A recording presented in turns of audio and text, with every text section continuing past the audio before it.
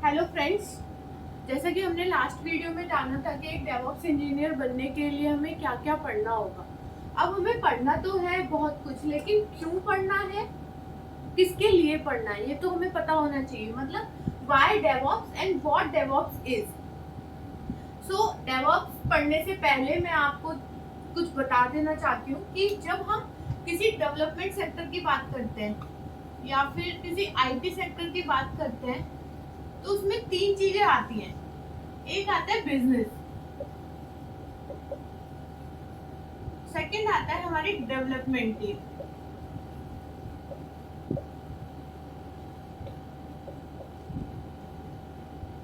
Third आती है हमारी ऑपरेशन टीम।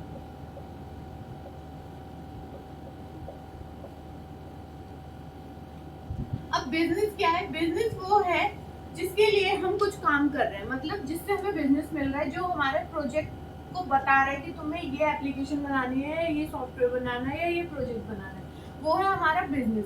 सेकंड आती है डेवलपमेंट टीम। डेवलपमेंट टीम क्या करती है? जो बिजनेस ने बताया कि मेरी रिक्वायरमेंट है कि मुझे फेसबुक बनानी है या एक चैटिंग सिस्टम बनाना है या फिर एक सोशल मीडिया के लिए कुछ, एक फेसबुक के अलावा कोई बनाने का सोचे, तो वो बिजनेस दे रहा है और डेवलपमेंट टीम क्या कर रही है? उसे वो बना के दे रही है। मतलब कोडिंग, टेस्टिंग, डिजाइन, प्लानिंग, ये सब काम कौन कर रहा है? डेवलपमेंट टीम कर रही है। फिर आती है हमारी ऑपरेशन टीम। अब ऑपरेशन टीम क्या कर रही है?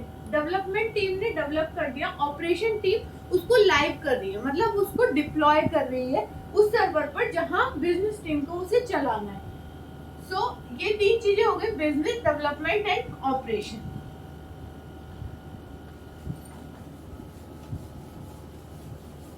अब ये मैंने आपको क्यों बताया, क्योंकि इन टर्म्स को मैं अब आगे यूज करने वाली हूँ। नेक्स्ट जो हम पढ़ने वाले हैं आगे, उसमें मैं ये तीनों टर्म्स यूज करूंगी, तो आप ये रिलेट कर सकते हैं कि बिजनेस क्या था, डेवलपमेंट टीम क्या था या ऑपरेशन क्या था। अब हम बात कर रहे हैं डेवलपमेंट की।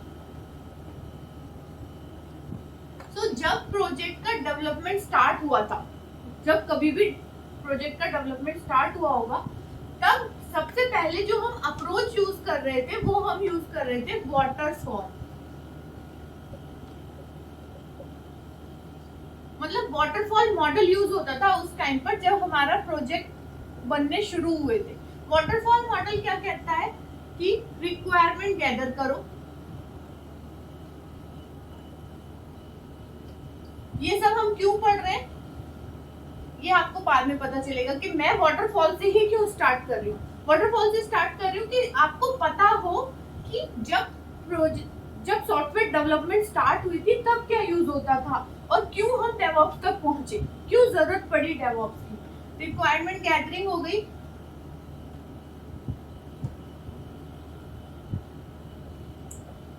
उसके बाद होता था डिजाइन फेज। डिजाइन के बाद आता था आपका कोडिंग। कोडिंग के बाद आती थी आपकी डिप्लॉयमेंट, मतलब डिप्लॉय हो जाता था, और डिप्लॉय के बाद मेंटेनेंस। मतलब सबसे पहले रिक्वायरमेंट गैदरिंग करो। रिक्वायरमेंट गैदरिंग कहाँ से होगी? जिसे प्रोजेक्ट बनवाना है, जो इस प्रोजेक्ट का यूजर है, जो ओनर है, उससे पूरी रिक्वायरमेंट ले लो। उससे पूरी रिक्वायरमेंट ले लो कि आपकी क्या रिक्वायरमेंट है, किस लिए आप प्रोजेक्ट बनवाना चाहते हो, आपके इस प्रोजेक्ट से आप कहाँ यूज करना चाहते हो, कितने नंबर ऑफ यूजर्स होंगे। जितनी रिक्वायरमेंट आप गैदर कर सकते हो उस प्रोजेक्ट के लिए, उतनी रिक्वायरमेंट गैदर कर लो। उसके बाद डिजाइन बनाओ। डिजाइन में क्या करते हैं? एक प्रोटोटाइप तैयार कर लेते हैं उस प्रोजेक्ट का कि इसमें क्या सॉफ्टवेयर यूज होंगे, कितना मैन पावर लगेगा, जो भी इसकी जरूरत होगी, जो भी जरूरत है उस प्रोजेक्ट के लिए, वो डिजाइन में आ जाता है। कोडिंग में जो भी डिजाइन में हमने सोचा, जो ब्लूप्रिंट बनाया, उसके हिसाब से उसका कोड कर दिया। जिस लैंग्वेज में उन्होंने सोचा उस लैंग्वेज में कोड कर दिया। उसके बाद ऑपरेशन टीम मान लो या फिर जो भी टीम है जो भी डिप्लॉय कर रही है, वो उसे टारगेट सर्वर पे जहां पर उसे चलाना है वहां डिप्लॉय कर देगी, फिर उसका मेंटेनेंस होता रहेगा। तो ये वाटरफॉल मॉडल था। अब वाटरफॉल मॉडल की कुछ परेशानियां थी, कुछ प्रॉब्लम्स थी, जिसकी वजह से वाटरफॉल मॉडल फेल होने लगा। क्योंकि वाटरफॉल मॉडल कहाँ काम करता है, जहां हमारी रिक्वायरमेंट फिक्स है। रिक्वायरमेंट फिक्स है मतलब अब कोई चेंज नहीं आएगा। हमने एक बार प्रोजेक्ट बना दिया, यही फाइनल प्रोजेक्ट है, बीच में हम कोई चेंज रिक्वेस्ट आपकी नहीं लेंगे। तो ये किस पे काम करता है, जैसे कि मान लो एक कंस्ट्रक्टर है, कंस्ट्रक्टर एक बिल्डिंग बना रहा है, मान लीजिए इसने 5 फ्लोर की एक बिल्डिंग बना दी 2 BHK, ठीक है। अब बिल्डर बोलता है कि नहीं भाई मुझे तो 3 BHK चाहिए। तो वाटरफॉल मॉडल कहता है नहीं, अब 3 BHK नहीं हो सकता क्योंकि बिल्डिंग तो बन चुकी है 2 BHK के साथ। सेम वाटरफॉल के साथ होता है, इसमें महीनों लगते हैं, साल लगते हैं, पर ये रिक्वायरमेंट गैदरिंग के बाद हमारा प्रोजेक्ट ओनर हमें मिलेगा सिर्फ डिप्लॉयमेंट और मेंटेनेंस के टाइम। बीच में हम उससे कभी बात नहीं करते। आपने हमें एक बार रिक्वायरमेंट दे दी, आपने बोला 2 BHK के लिए एक बिल्डिंग तैयार करनी है फ्लैट्स के साथ, हमने 2 BHK के साथ तैयार कर दी। अब आप 3 BHK के साथ कह रहे हो तो एक नई बिल्डिंग बना सकता हूँ मैं, इस बिल्डिंग में कुछ चेंज नहीं कर सकता। मतलब जो रिक्वायरमेंट आपने दे दी, मैंने प्रोजेक्ट आपको दे दिया, मैं उसकी मेंटेनेंस कर सकता हूँ लेकिन मैं उसमें कुछ चेंज नहीं कर सकता। तो ये था वाटरफॉल का शॉर्ट ड्रॉबैक, कि मतलब वाटरफॉल यहाँ फेल हो रहा था। अब वाटरफॉल फेल हुआ तो उसके बाद आया अजाइल।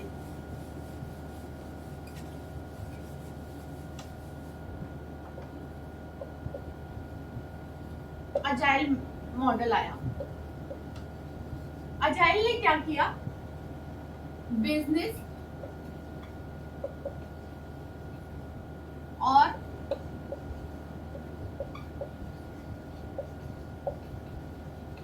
डेवलपमेंट को साथ कर दिया।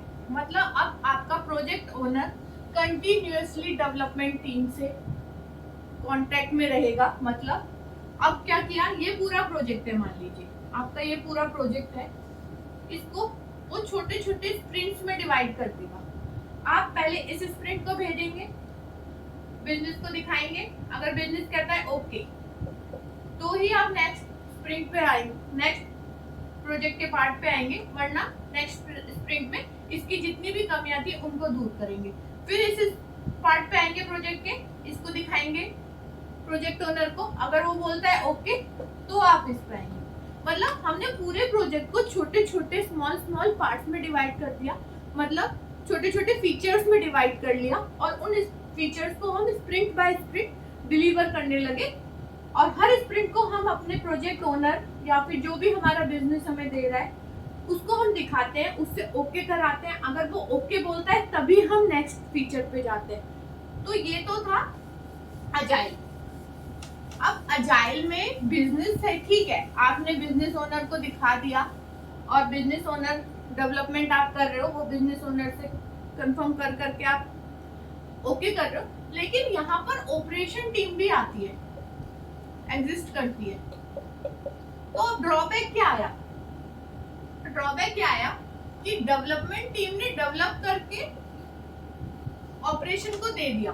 अब डेवलपमेंट टीम ने जब डेवलप किया था तो एक एनवायरनमेंट के अंदर क्या होगा, ये एनवायरनमेंट है, मान लीजिए यहाँ जावा 8 है, जावा 8 वर्जन में चल रहा है, और मान लीजिए XYZ कुछ सॉफ्टवेयर हैं, उनकी हेल्प से ये एप्लीकेशन चल रही है।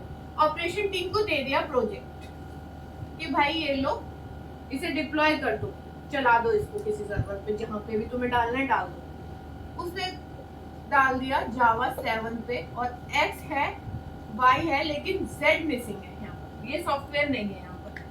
डेवलपमेंट टीम ने ऑपरेशन टीम को कहा डाल दो, उन्होंने डाल दिया और चला के देखा तो वो चल नहीं रहा है। प्रॉब्लम क्या है, वर्जन डिफरेंस है दोनों में, Z मिसिंग है, यहाँ Z सॉफ्टवेयर नहीं है।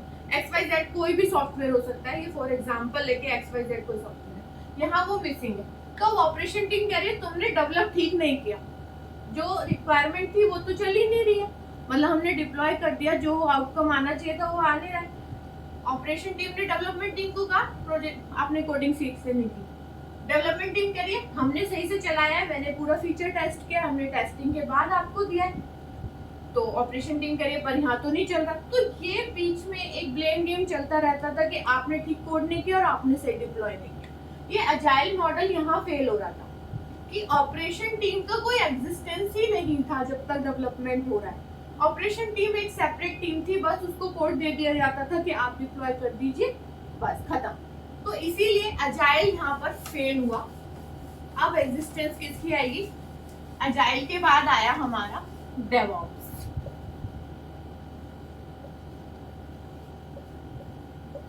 DevOps, D for development and O for operation. Agile का सक्सेसर है डेवऑप्स। अजाइल चल रहा है अपनी जगह। डेवऑप्स ने क्या किया? डेवलपमेंट टीम को ऑपरेशन टीम के साथ जोड़ दिया। अब डेवलपमेंट टीम ऑपरेशन टीम से कंटिन्यूअसली कांटेक्ट में कि भाई हम ये डेवलप कर रहे हैं। ऑपरेशन टीम बता रही है हाँ भाई ये सर्वर है, इस तरीके से मैं रेडी कर रहा हूँ इस सर्वर को, ये वर्जन डाल रहा हूँ, ये कर रहा हूँ। डेवलपमेंट टीम बता रही है भाई मैं तो 8 में कर रहा हूँ, जावा 8। वो बोल रहा है ओके टेंशन मत लो, मैं जावा 8 ही डालूंगा। तो अब डेवलपमेंट और ऑपरेशन टीम आपस में जुड़े हुए हैं, तो अब कोई क्लैश नहीं होगा, अब कोई ब्लेम गेम नहीं होगा, क्योंकि ऑपरेशन टीम को पता है डेवलपमेंट टीम क्या कर रही है, डेवलपमेंट टीम को पता है ऑपरेशन टीम क्या कर रही है। इसीलिए एक डेवऑप्स इंजीनियर को बहुत सारे रोल परफॉर्म करने पड़ते हैं, इसीलिए बहुत कुछ नॉलेज होनी चाहिए एक डेवऑप्स इंजीनियर को।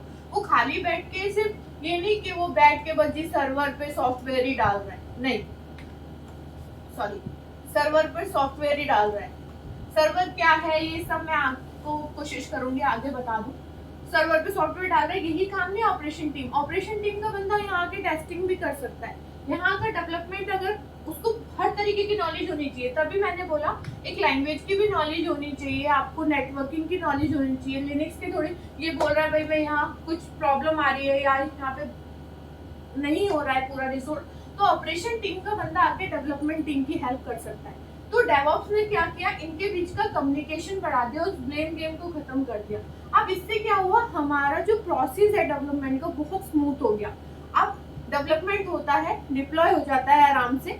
तो कंटिन्यूअस इंटीग्रेशन और कंटिन्यूअस डिलीवरी या डिप्लॉयमेंट का कंसेप्ट लेके आया डेवऑप्स। अब ये दोनों टर्म्स क्या है, कैसे है, वो आपको मैं नेक्स्ट वीडियो में बताऊंगी।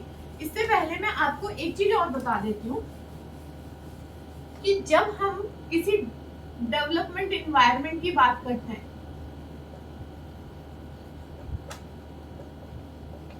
तो वहां पर 3 चीज बहुत नेसेसरी होती है। एक होता है कम्युनिकेशन, सेकंड ऑटोमेशन,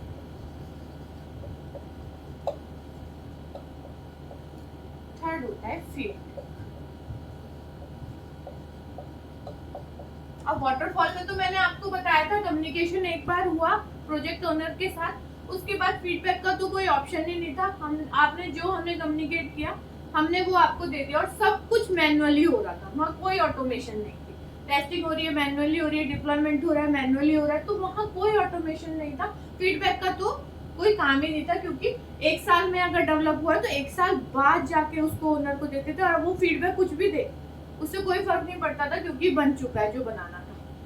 तो फिर अजाइल में आया कि कम्युनिकेशन हमारा हो गया बिजनेस और डेवलपमेंट का, बिजनेस और डेवलपमेंट टीम आपस में कम्युनिकेट कर रही है, ऑटो फीडबैक भी दे रही है। अगर मान लीजिए इसने कुछ एक फीचर रिलीज किया एक्स, उसने बताया भाई ये एक्स है, उसने बोला नहीं इसको एक्स को थोड़ा सा और इनहेंस करके x.1 करके बता दिया कि हाँ भाई ये फीचर है, तो अब ये x.1 इसको डिलीवर करेगा।